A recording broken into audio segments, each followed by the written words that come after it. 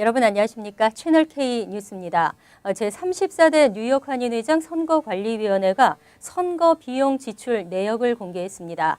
총 7만여 달러를 사용했는데 문제는 상세 내역을 공개하지 않아 사실 확인이 불가능합니다. 언론은 알 필요가 없다는 선관위원장의 말, 뭔가 숨길 게 있나 봅니다. 금홍기 기자가 보도합니다. 뉴욕 한인회장 선거관리위원회가 선거비용 지출 내역을 공개했습니다. 민승기 후보와 김민선 후보에게 각각 10만 달러의 공탁금을 받아 총 20만 달러 중 7만 655달러를 선거 운영 비용으로 지출했습니다. 지출 내역을 보면 선관위원과 사무장 인건비가 19,942달러, 선관위가 구성된 건 지난 1월 19일이지만 본격적인 선거 업무를 본 건 한 달 남짓으로 인건비 적절성에 의문이 남습니다.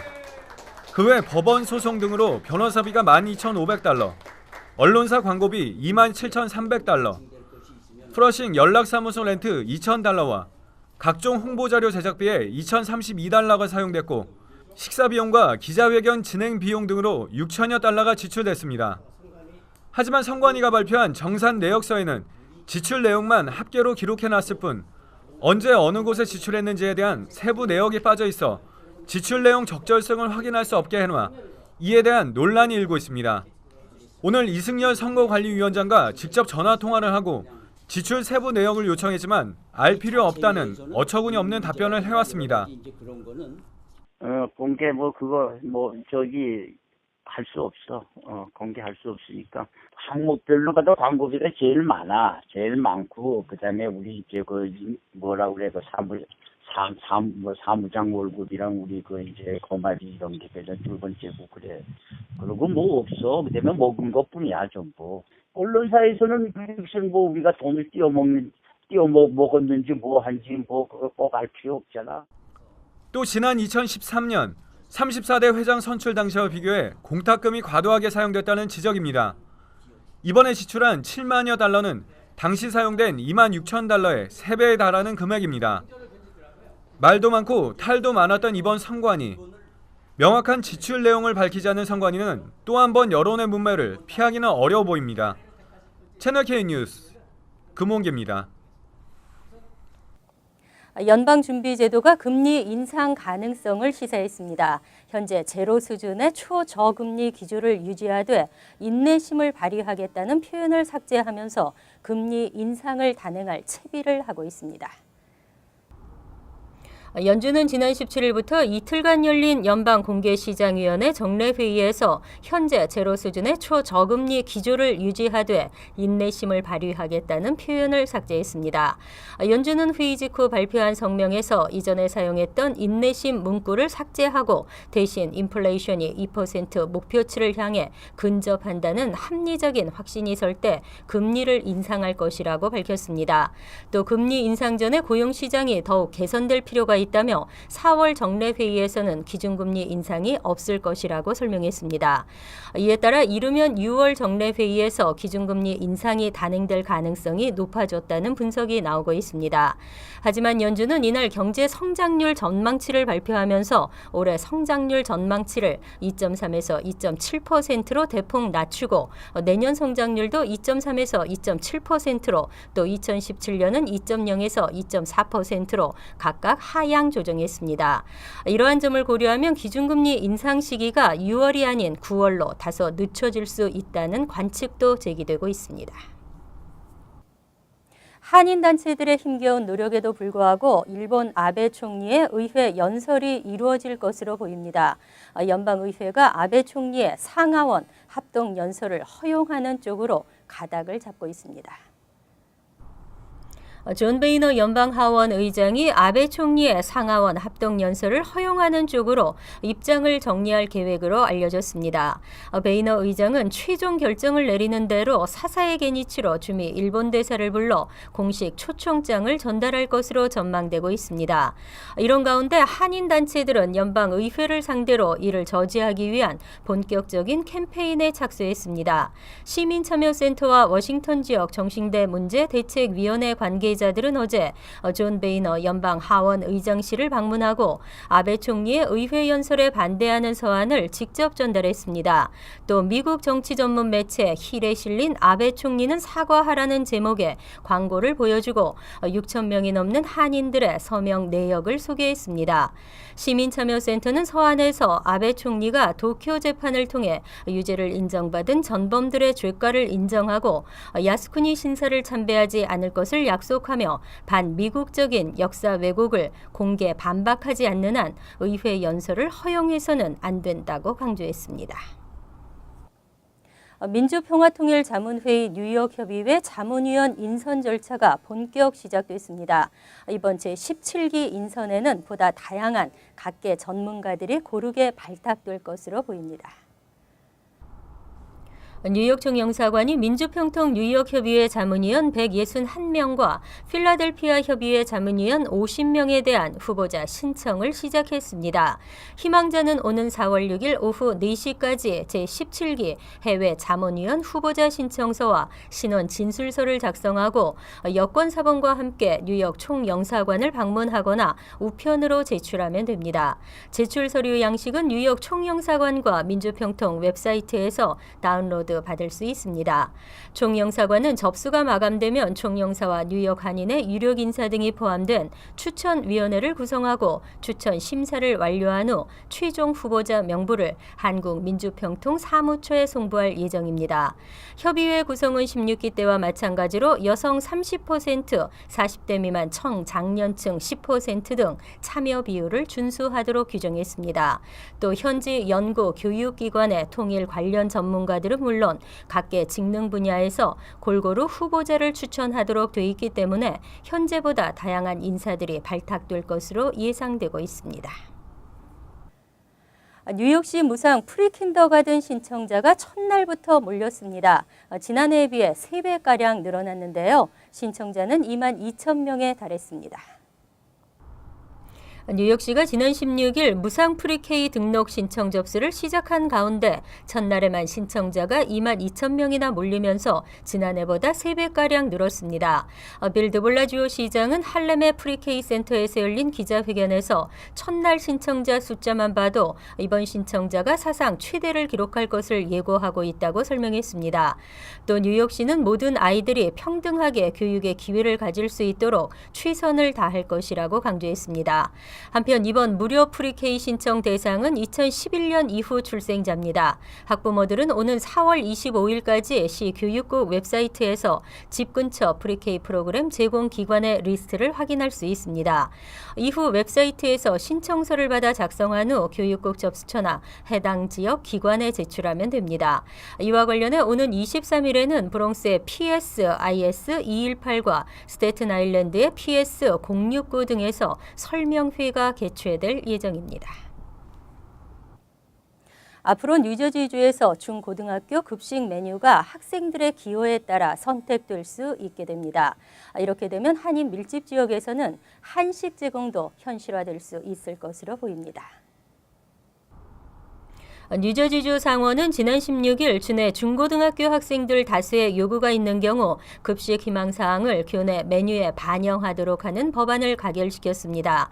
법안은 학생들에게 급식 희망사항을 묻고 다수의 학생들로부터 동일한 요구가 있는 경우 지역교육청이 교내 메뉴에 의무적으로 반영하도록 하겠다는 내용입니다. 이 법안은 이미 주 하원을 통과했기 때문에 주지사의 서명만 남겨두고 있습니다. 이에 따라 특정 민족 학생들이 많이 거주하는 지역 내 학교 급식의 경우 문화적 특성에 맞게 메뉴가 개선될 수 있을 것으로 전망됩니다. 특히 팰리세이즈 파크와 포트리, 리츠필드와 포라머스 등 한인 학생 비율이 높은 학교들의 점심 급식 메뉴에는 한식이 포함될 가능성이 높아졌습니다. 이번 법안을 추진했던 벤지 윈벌리 주 상원 의원은 모든 학생들이 각자에게 맞는 영양을 챙기는 게 이 법안의 목적이라고 설명했습니다. 파토를 피하다 옆에 차량과 부딪힐 뻔한 위험한 경우도 겪으면서 운전자들이 큰 불편을 겪고 있습니다. 하지만 예년에 비해 파톨 복구 작업은 지체되고 있습니다. 겨울철 제설 작업으로 파토리 급증했지만 지난 2월까지 이어진 폭설로 인해 신속한 복구 작업이 이루어지지 않고 있는 것으로 나타났습니다. 뉴욕시 교통국은 예년보다 늦게 찾아온 폭설과 여전히 계속되는 추위로 작업이 더디게 진행되고 있다고 해명했습니다. 폴리 트로튼버그 교통국장은 현재 1,500여 명의 교통국 직원들이 최선을 다해 도로 정비에 나서고 있지만 날씨 사정 때문에 속도를 내기 어렵다고 설명했습니다. 지난 12월부터 올 3월 현재까지 복구된 파톨은 15만 8,552개로 지난해 같은 기간 22만 113개보다 30% 가까이 지체되고 있습니다. 더구나 시 당국이 겨울철 도로 정비 인력을 대폭 감원하면서 복구 시기가 더욱 지연되고 있습니다.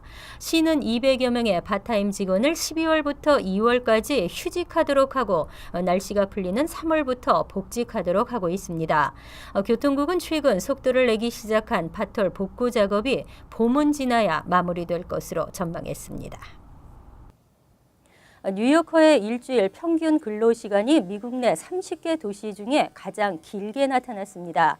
실제 일하는 시간은 전국 평균과 비슷했지만 도로에서 소비하는 시간이 길어 전체 근로시간이 늘었습니다.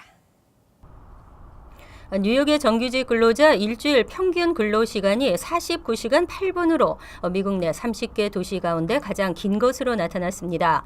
이것은 근로시간이 가장 짧은 위스콘신주 미러키 시민의 44시간 30분보다 무려 4시간 이상이 많은 것입니다. 뉴요커가 실제 직장에서 일하는 시간은 42시간 50분으로 전국 평균인 42시간 45분과 거의 비슷했습니다.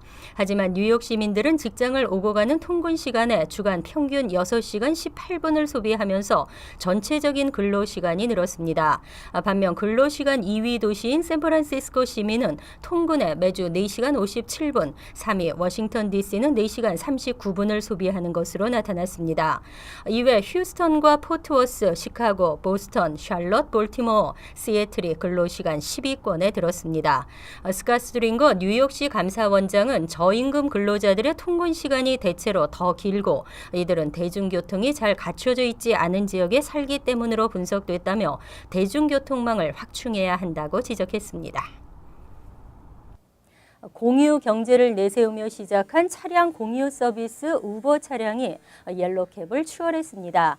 밤늦게 위험하다거나 불친절하다는 옐로캡의 이미지를 벗고 성업을 하고 있습니다.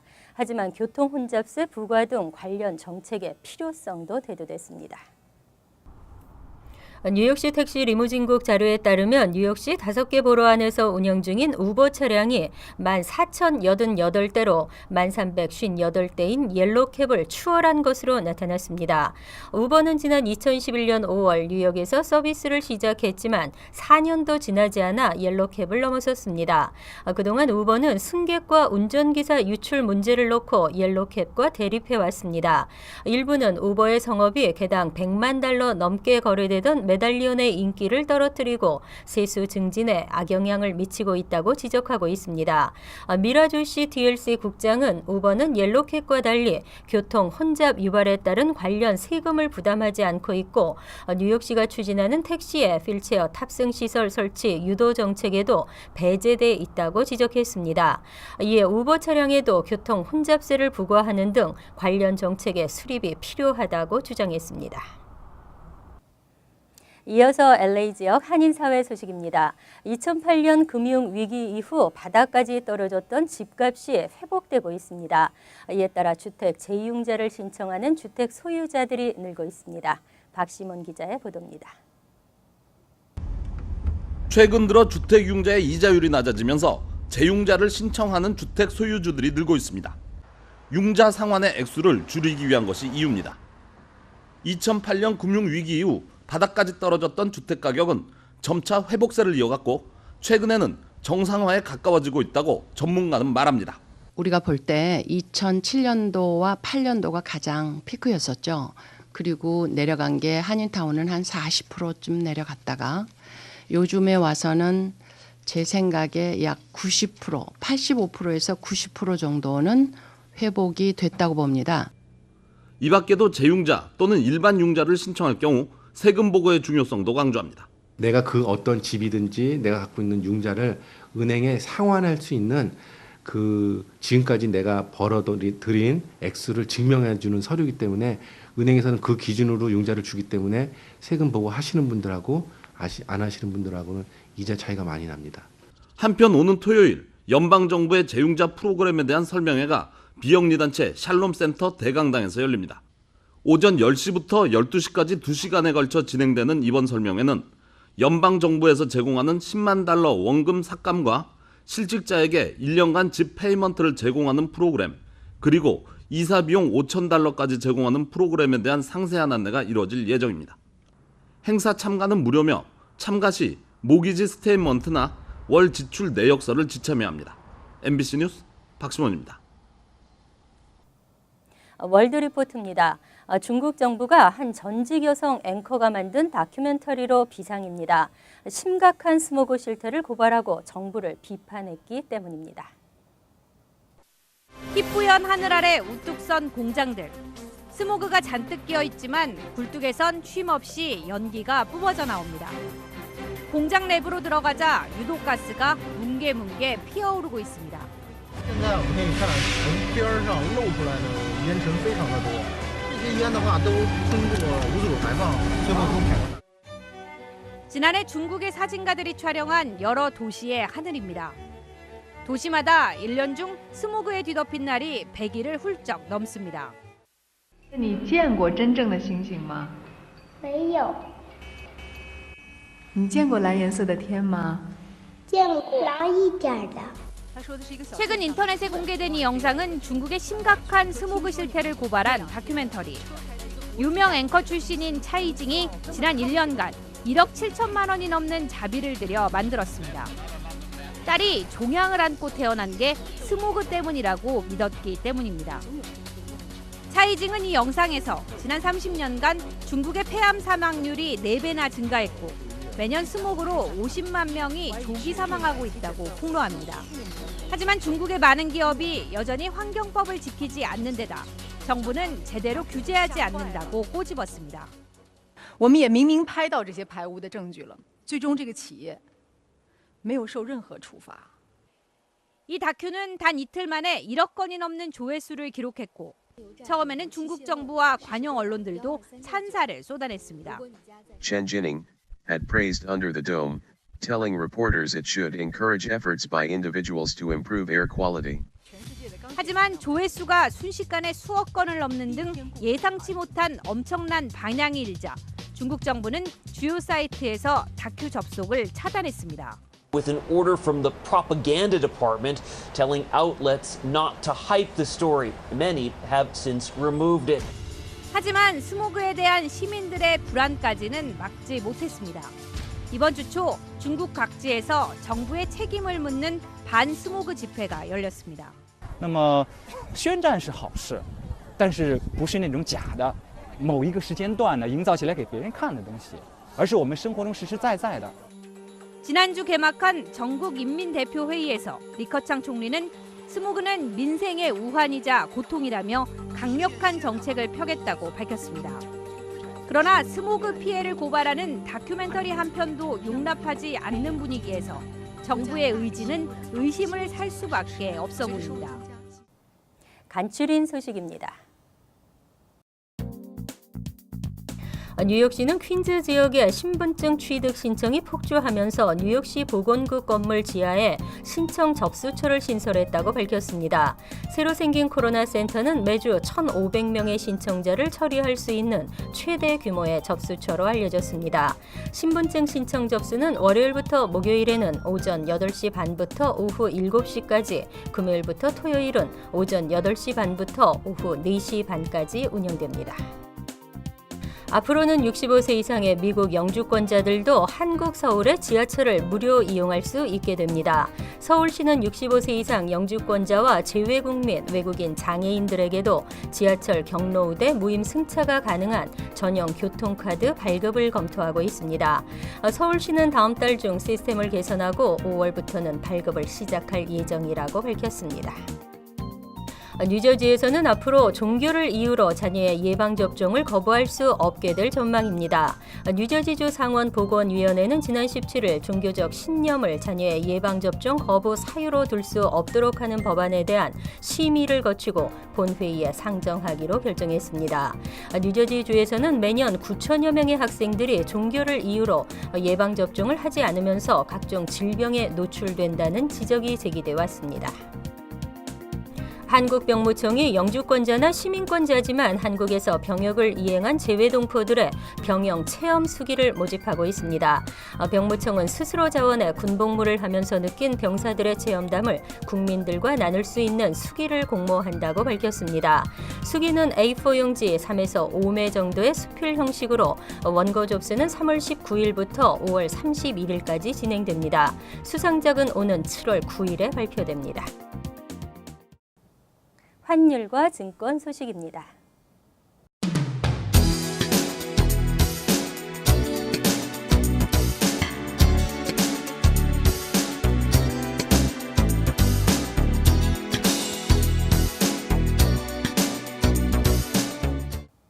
이어서 날씨입니다.